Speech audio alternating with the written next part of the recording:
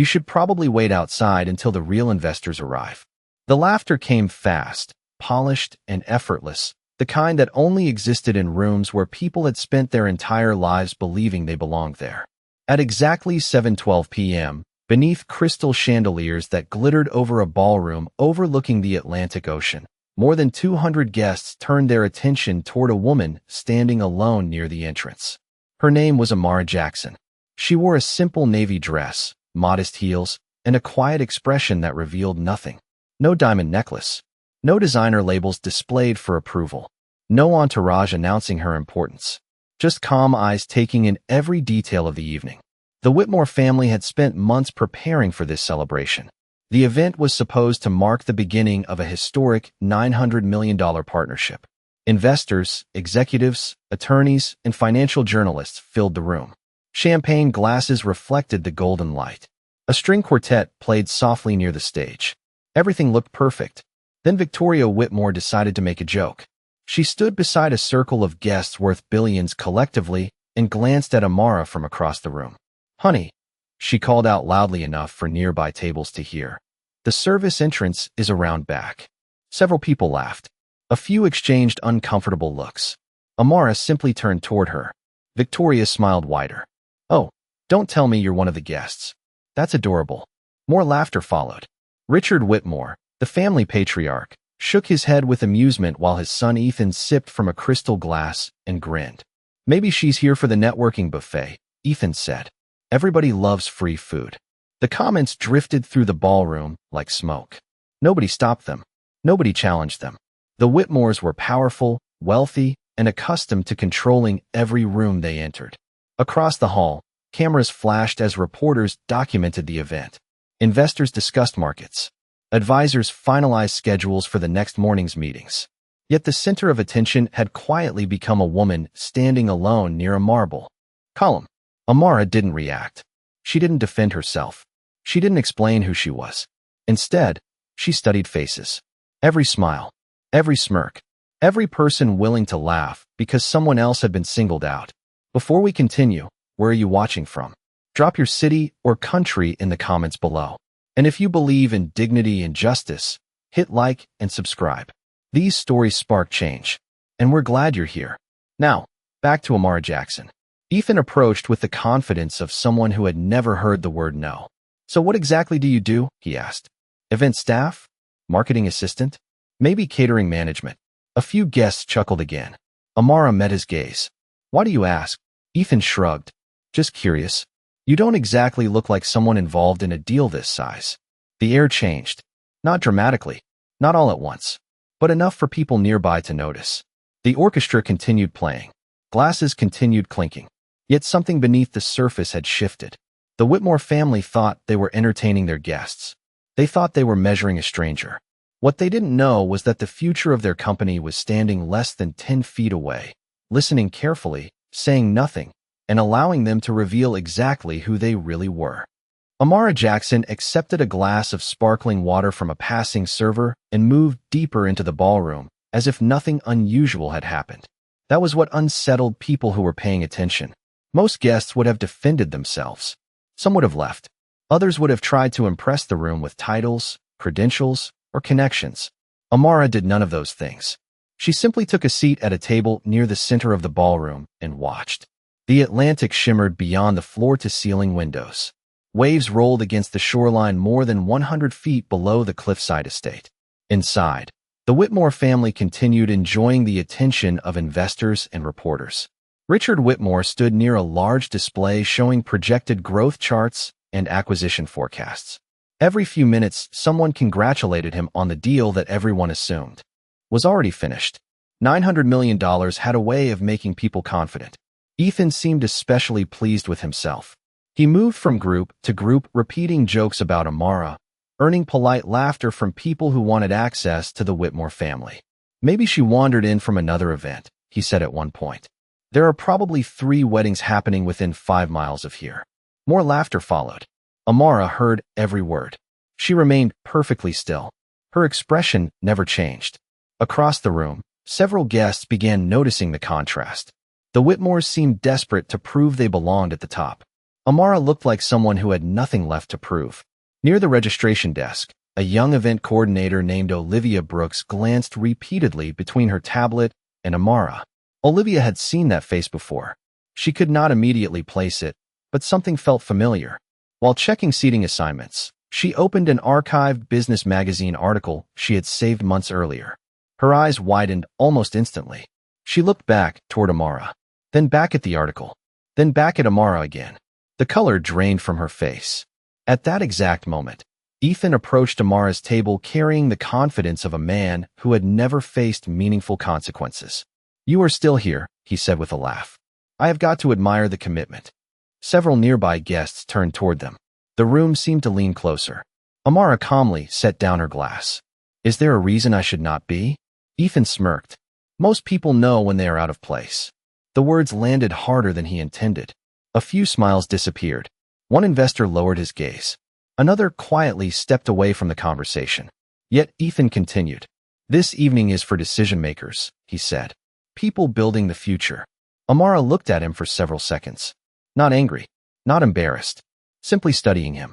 It was the same way an experienced executive studies a contract before deciding whether it is worth signing. Across the ballroom, Olivia started walking toward them. Her heartbeat quickened with every step. She knew something the Whitmores did not. Something that could change the entire evening. But before she reached the table, Victoria Whitmore intercepted her and asked a question about seating arrangements. Olivia hesitated. She glanced toward Amara once more. By the time she looked back, Ethan was already laughing again, unaware that every careless word was bringing his family closer to a disaster none of them could see coming. Olivia Brooks could feel her pulse racing as she stood frozen near the registration desk. The article on her tablet was still open. The photograph, the name, the face. There was no doubt. She knew exactly who Amara Jackson was now. The realization hit her like a sudden shift in weather. Everything happening in the ballroom looked completely different. Every joke sounded worse. Every laugh sounded more dangerous. Yet before she could reach Amara, Victoria Whitmore had already pulled her into another conversation about guest accommodations. Across the room, Ethan remained focused on his audience. He was enjoying himself. The attention, the approval, the easy laughter. He pulled out a chair and sat across from Amara without being invited. Several guests gathered nearby, sensing entertainment. "Let me guess," Ethan said. "You are hoping to meet investors tonight." Amara folded her hands calmly. "Perhaps." Ethan smiled. "That is ambitious." A few people chuckled. "The people in this room do not just write checks," he continued. "They build industries." Amara nodded slightly. "That must make this a very important room." Ethan leaned back. "Exactly." The confidence in his voice was almost theatrical. He spoke as if success belonged to certain families by birthright, as if influence could be inherited like furniture or real estate.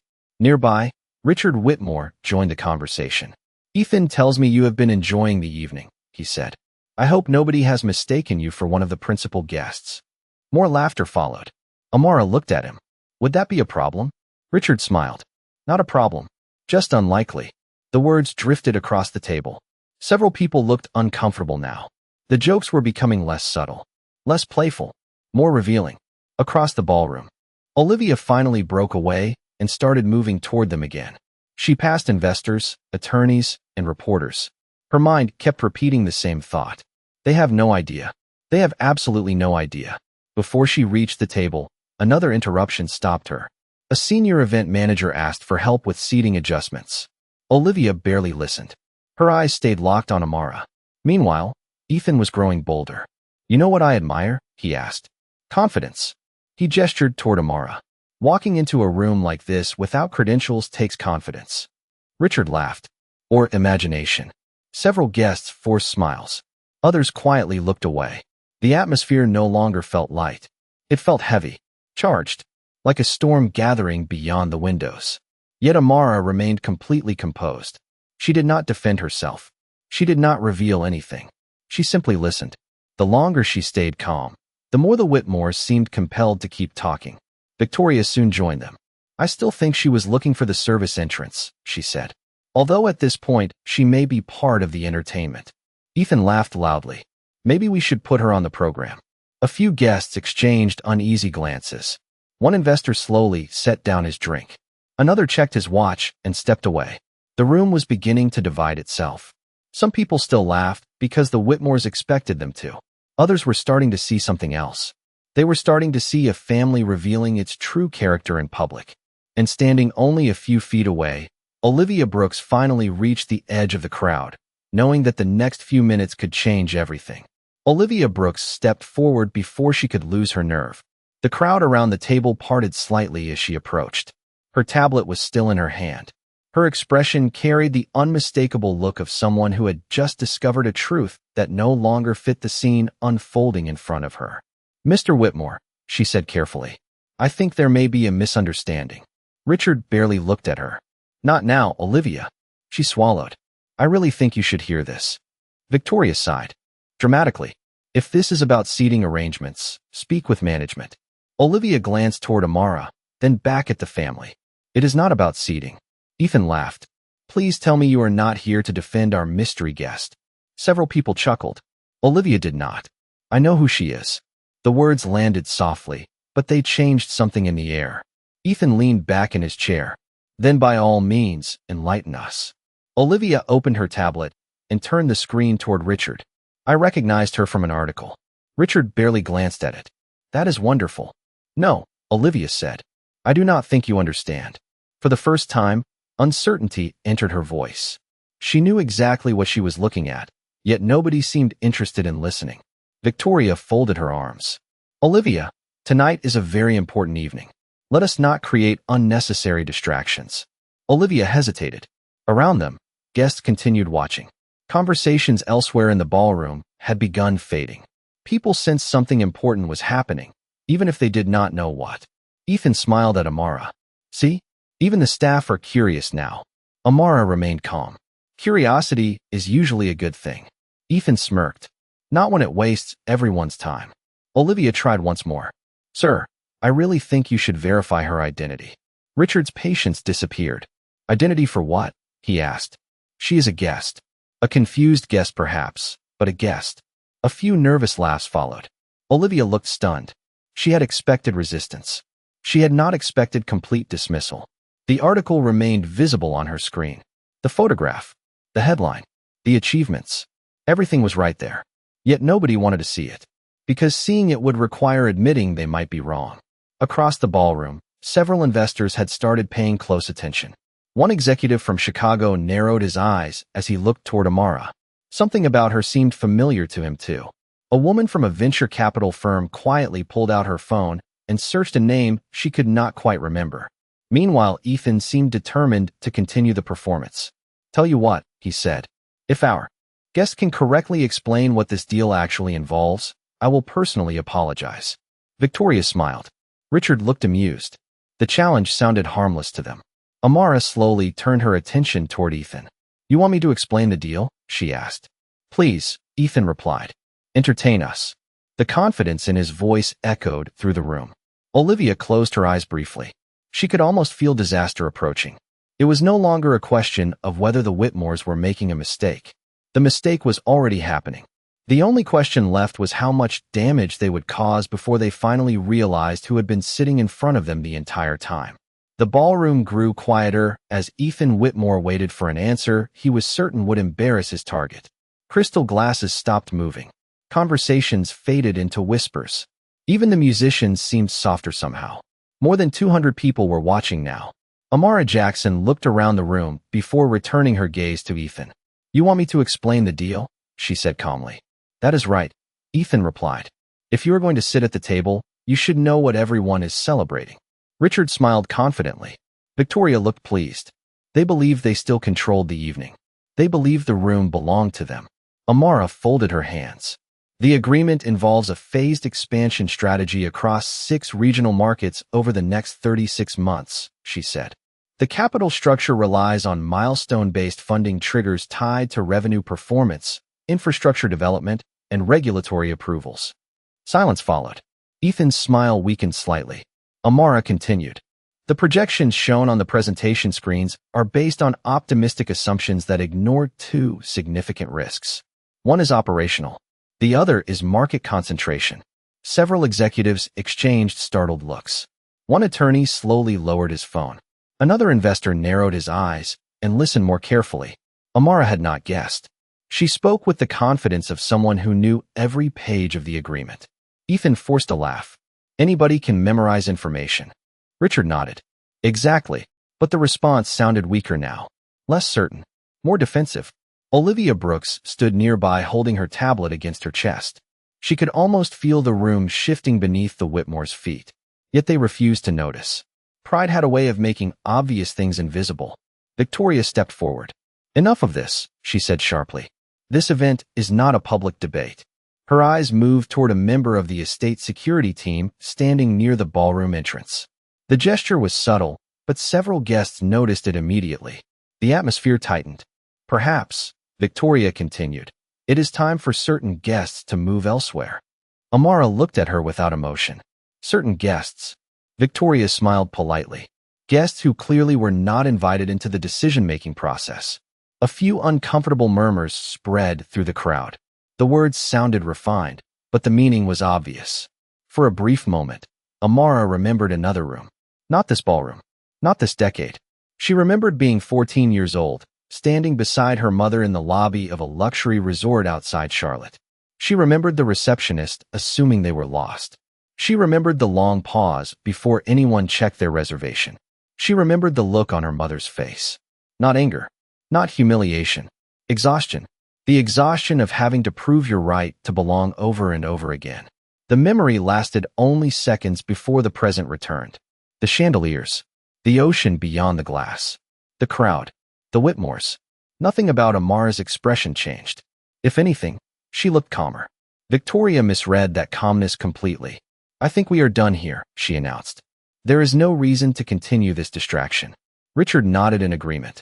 Ethan smirked again, believing the moment had passed, believing they had regained control. Across the room, however, several investors had already begun checking names on their phones. Others were quietly comparing photographs. Recognition was spreading. Slowly, irreversibly, like dawn appearing over the horizon. And standing at the center of it all, Amara remained seated, watching the Whitmore family continue building a problem that was about to become far larger than any of them could imagine. The realization began spreading through the ballroom the way a crack moves through glass. Quietly at first, almost invisibly, then all at once. Investors who had been checking their phones moments earlier were now staring at their screens with growing disbelief. A venture capital partner from San Francisco looked from his phone to Amara and back again. An executive from Dallas whispered something to the attorney beside him. The attorney immediately searched the same name. Neither looked amused anymore. Meanwhile, the Whitmore family continued acting as though they controlled the room. That illusion was becoming more fragile with every passing second. Victoria gestured toward the security team again. I think it would be best if we moved on with the evening, she said. There are important people here who deserve our attention. Amara stood slowly. The movement immediately captured the attention of the entire ballroom. Crystal chandeliers reflected against polished marble floors. Beyond the towering windows, the dark Atlantic stretched toward the horizon. Inside, every conversation seemed to pause. Ethan smiled, convinced he had finally won. There we go, he said. A wise decision. Amara looked at him. Is it? The question lingered in the air. Ethan's smile faltered slightly. Not because of what she said, but because of how she said it. Calm, controlled, certain, as though she already knew how the night would end. Olivia Brooks stepped forward once more. This time her voice carried enough urgency that several nearby guests turned immediately toward her. Mr. Whitmore, she said, please look at this. She held out the tablet. Richard accepted it with visible irritation. Olivia, I do not have time for this. You need to make time. Something in her tone finally forced him to look down. His eyes scanned the article, then scanned it again. For the first time all evening, his expression changed. Not dramatically, just enough. A slight tightening around the eyes. A brief pause. The smallest crack in his confidence. Victoria noticed immediately. What is it? She asked. Richard did not answer right away. Ethan leaned over to look. What are we even looking at? He asked. Before either of them could continue, Amara calmly reached into her purse and removed her phone. She tapped the screen once. The action seemed insignificant. Yet several people who recognized her understood exactly what it meant. One investor quietly straightened his posture. Another suddenly looked very interested in the nearest exit. "Good evening, Naomi," Amara said into the phone. Her voice remained steady. "I need you to place all approval documents on hold." The room became perfectly still. Naomi Reed responded immediately through the speaker. "Understood. All approvals will remain suspended until you provide further instruction." Richard looked up sharply. Ethan frowned. Victoria stared at Amara as though seeing her clearly for the first time. "Also," Amara continued, "please notify legal counsel and inform the review committee that I may require a full reassessment." "Already prepared," Naomi replied. "The team is standing by." Several guests exchanged startled glances. The words carried weight, not because they were loud, because they sounded official, deliberate, real. And standing in the center of the ballroom, surrounded by people who had spent the evening judging her, Amara lowered the phone and quietly waited while the first signs of panic began appearing on faces that only minutes earlier had been filled with certainty. The silence inside the ballroom felt heavier than the ocean beyond the glass walls. Nobody seemed interested in the music anymore. Nobody cared about the champagne or the presentation screens. Every eye was fixed on Amara Jackson. Richard Whitmore slowly lowered Olivia's tablet. The confidence that had carried him through the evening was fading. "Who exactly are you?" he asked. The question echoed across the room. Amara looked at him for a moment before answering. "That is an interesting question," she said, "considering how much effort your family spent judging me before asking it." No one laughed this time. Ethan shifted uneasily in his chair. Victoria folded her arms tighter. Several investors moved closer, sensing a moment they would remember for years. Amara stepped forward. Her voice never rose. It did not need to. "You mocked me before introducing yourselves. You questioned whether I belonged here before learning my name. You assumed I was unimportant because I did not fit your expectations." The room remained completely still. "You treated respect like something that should be earned through appearances." Richard opened his mouth to respond, but Amara continued. "And that is exactly why this happened." She looked around the ballroom. Investors, attorneys, advisors, journalists, witnesses. Then she returned her attention to the Whitmore family. "My name is Amara Jackson." The words landed with extraordinary force. Several guests immediately exchanged looks. Others nodded as realization spread across the room. The venture capital partner from San Francisco closed his eyes briefly. The executive from Dallas exhaled. They knew exactly who she was. Ethan stared at her. "No," the response came almost automatically. "That is not possible." Amara met his gaze. "Is it not?" Olivia stepped forward. "It is her." Her voice was firm now. "Founder and Chief Executive Officer of Jackson Global Capital." More murmurs rippled through the crowd. Victoria's face lost color. Richard looked back down at the article in his hands. The photograph, the company profile, the billions in managed assets, the recognition rankings. Everything suddenly made sense. Every answer Amara had given, every detail she knew about the agreement, every ounce of confidence she had displayed all evening. Ethan looked around the room as if searching for support. He found none. The laughter was gone. The smiles were gone. Even the people who had joined his jokes earlier now looked away. Amara took another step forward. "You asked if I understood the deal." Her eyes moved from Ethan to Richard. "I should." She paused. "I was the person funding it." The sentence struck the ballroom like a thunderclap. Several guests audibly gasped. One investor nearly dropped his glass. A journalist lowered her phone in disbelief. Richard stared at Amara as if the ground beneath him had disappeared. Ethan looked completely stunned. Victoria struggled to find words. Amara remained calm. "You spent the evening mocking a guest." She shook her head slightly. "That was your first mistake." Her gaze sharpened. "Your second mistake was assuming the future of your company would tolerate being treated that way." The room fell silent once more. This time it was not the silence of curiosity. It was the silence that arrives when the truth finally enters the room and leaves no place left to hide. For several long seconds, nobody moved. The ballroom seemed frozen in place.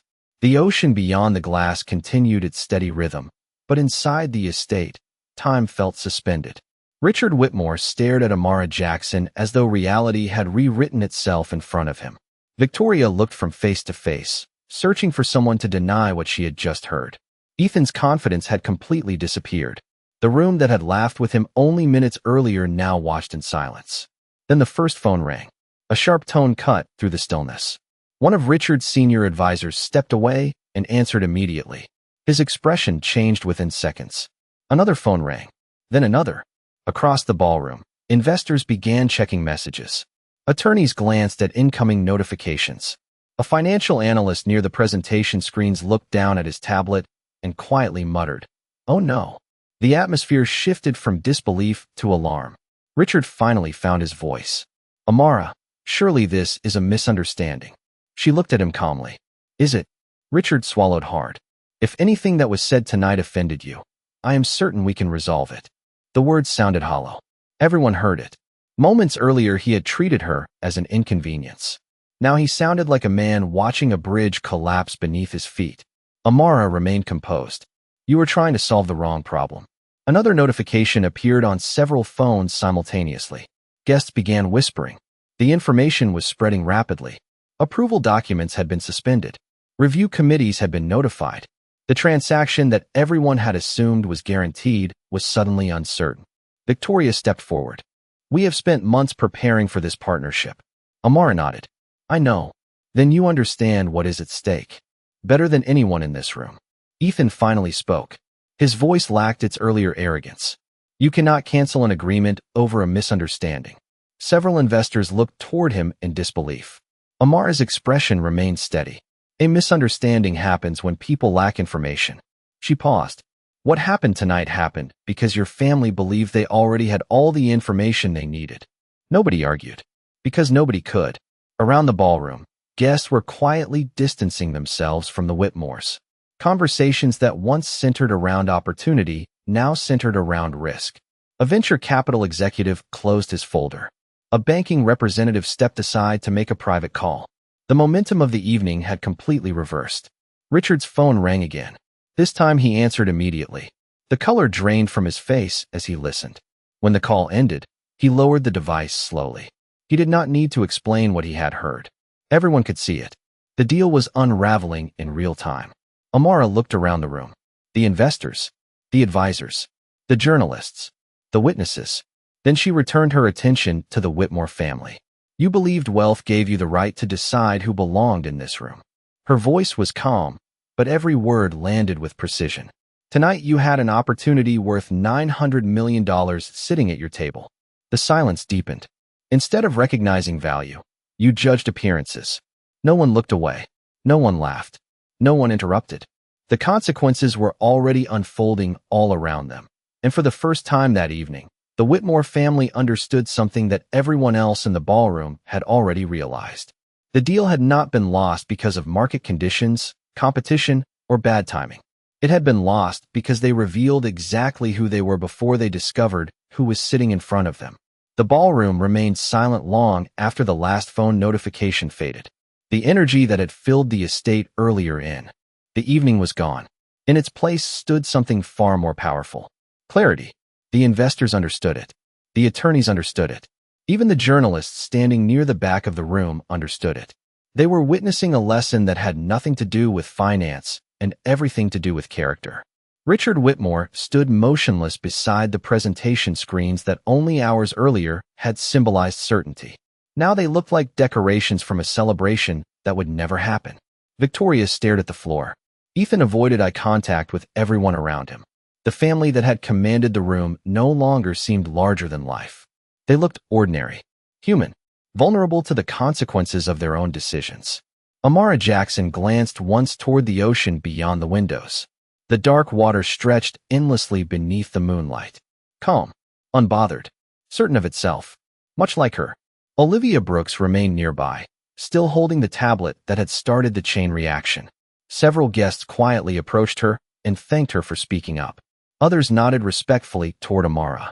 The room had chosen its side, not because of wealth or status, but because people had finally seen the truth for themselves. Richard cleared his throat. "Amara," he said quietly, "I would like the opportunity to make this right." His voice carried none of the confidence it had earlier. Amara looked at him. This was never about a single comment. Richard lowered his eyes. He knew she was right. "Then tell me what this was about," he asked. Amara paused before answering. It was about assumptions. The room listened. It was about deciding who mattered before learning who they were. It was about confusing appearance with value. Nobody interrupted. The deal was never the most important thing in this room tonight. Several investors nodded. Amara continued. Character was. The words settled over the ballroom like a final verdict. Not cruel. Not angry. Simply true. She picked up her purse and prepared to leave. No dramatic gestures. No celebration. No victory lap. That was not her style. Real power rarely needed an audience. As she walked toward the exit, guests stepped aside respectfully. Some offered quiet congratulations. Others simply watched. They understood they had witnessed something rare. Not the collapse of a business agreement. The exposure of a mindset. Near the doors, Olivia caught up with her. Thank you, she said softly. Amara smiled. For what? Olivia looked back toward the ballroom. For showing everyone the difference between influence and integrity. Amara's smile widened slightly. Never let people decide your worth before they learn your story. Olivia nodded. The words would stay with her for years. Amara stepped through the doors and into the cool evening air. Behind her, the ballroom remained bright, but the illusion that had once filled it was gone. Ahead of her, the future remained exactly where it had always been, waiting for people capable of seeing beyond appearances. And as she walked beneath the night sky, one truth lingered behind her like an echo. She never raised her voice. She raised the standard.